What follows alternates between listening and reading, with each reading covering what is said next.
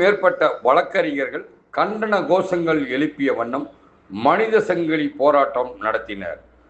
உச்ச நீதிமன்ற உத்தரவின் பேரில் உயர் நீதிமன்றம் அமுல்படுத்தவுள்ள இ-ஃபைலிங் முறையை மறுபரிசீலனை செய்து இந்த திட்டத்திற்கு போதுமான உபகரணங்கள் வழங்கிட வேண்டும்.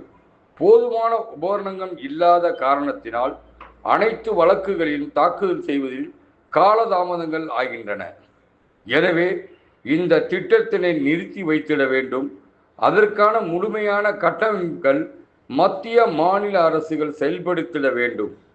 மாநில அரசு வழங்கிய வரும் வழக்கறிஞர்களின் சேம நிதி 10 லட்சத்திலிருந்து 25 லட்சமாக வழங்கிட வேண்டும். வழக்கறிஞர் பாதுகாப்பு சட்டத்தை உடனடியாக மத்திய மாநில அரசு அமுல்படுத்த வேண்டும் என்று கூறி 100க்கும் மேற்பட்ட வழக்கறிஞர்கள் திண்டுக்கல் மாவட்ட ஒருங்கிணைந்த நீதிமன்ற வளாகம் முன்பு மனித சங்கிலி போராட்டம் நடத்தினர்.